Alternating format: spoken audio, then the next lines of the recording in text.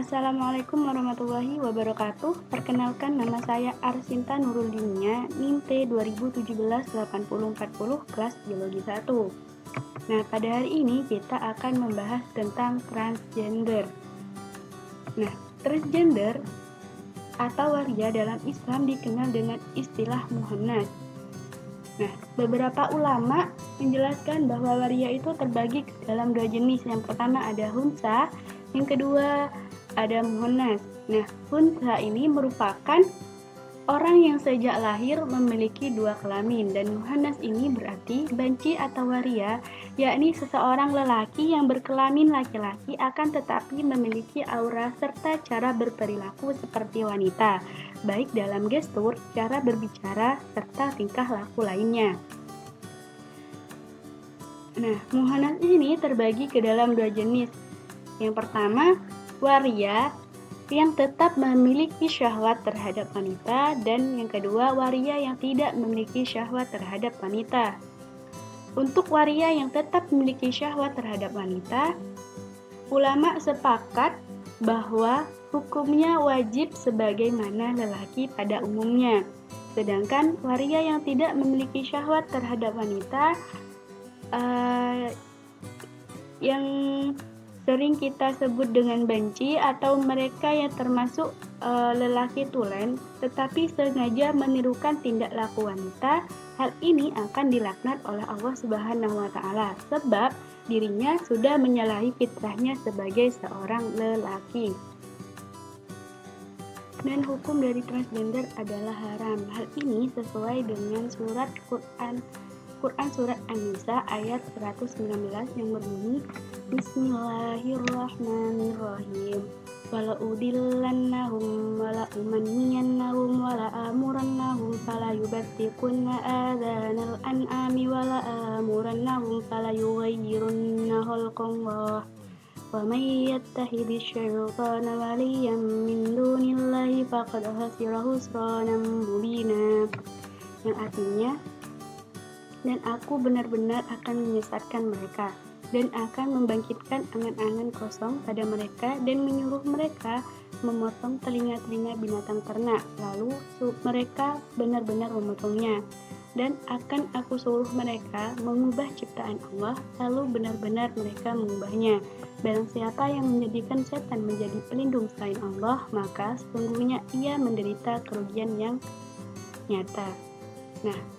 Nah, pada ayat ini diterangkan bahwa terdapat tindakan dan usaha setan dalam menggunakan potensi jahat yang ada pada manusia, agar cita-citanya mencelakakan manusia dapat tercapai, yaitu dengan berusaha menyesatkan manusia dengan menjadikan mereka memandang suatu perbuatan haram menjadi suatu perbuatan yang halal untuk dikerjakan, dan sebaliknya, memandang suatu perbuatan halal menjadi suatu perbuatan yang haram untuk dikerjakan.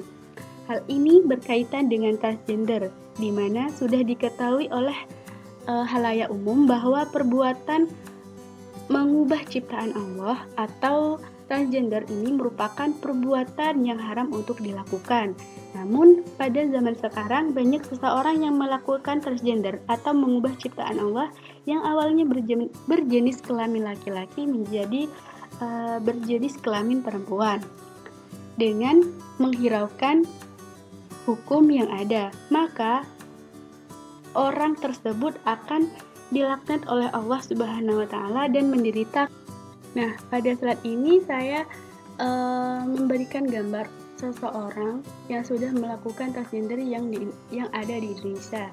Nah, seseorang yang melakukan transgender, ia tetap dihukumi dan diperlakukan sesuai dengan jenis kelamin asalnya, apakah pria atau wanita. Sehingga pria yang melakukan operasi kelamin menjadi wanita itu tidak dihukumi sebagai wanita menurut hukum Islam, namun tetap dihukumi sebagai pria.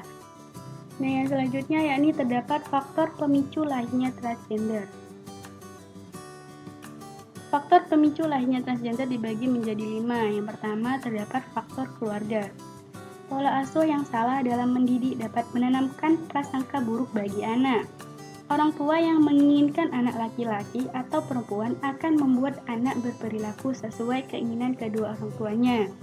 Seperti contoh, orang tua A memiliki anak laki-laki, Sedangkan orang tua A menginginkan anak perempuan.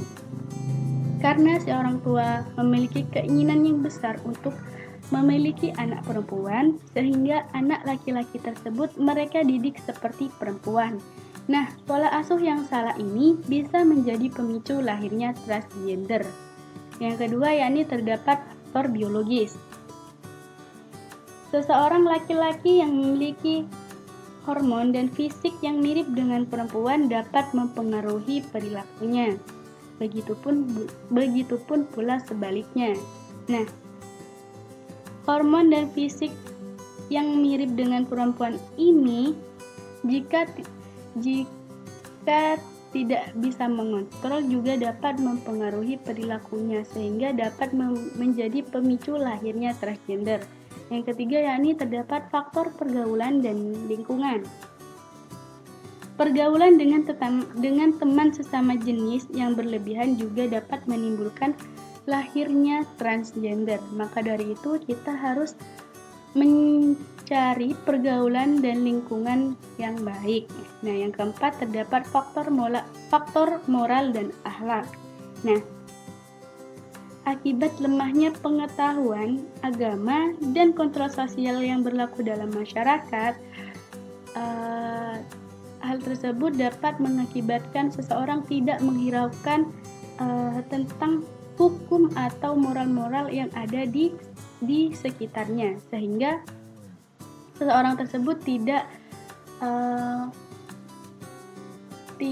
memperhatikan atau menghiraukan aturan, sehingga seorang tersebut mengambil tindakan dengan sesuka hatinya. Nah, yang kelima yakni terdapat faktor pornografi.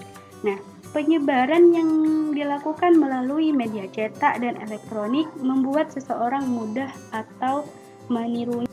Selanjutnya yakni terdapat dampak dari transgender. Yang pertama yakni dampak kesehatan. Seseorang yang melakukan transgender dikhawatirkan mempunyai penyakit yang menular seperti HIV.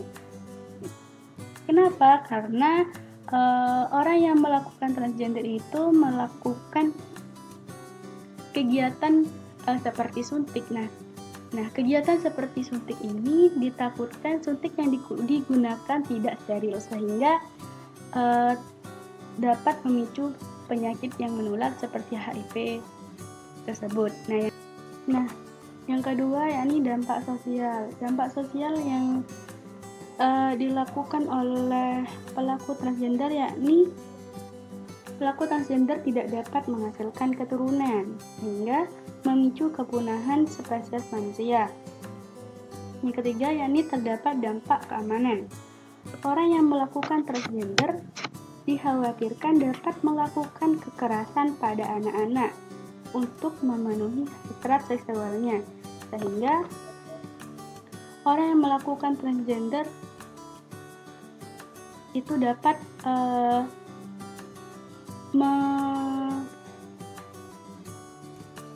mencelakakan seseorang. Nah, dari dampak tersebut kita harus melakukan upaya pencegahan perilaku transgender tersebut. Yang pertama, kita dapat mendorong pemerintah dan masyarakat untuk lebih tegas dan mematuhi norma yang berlaku. Dan yang kedua, upaya yang dilakukan yakni menanamkan nilai-nilai agama dan pengetahuan seks yang benar pada anak.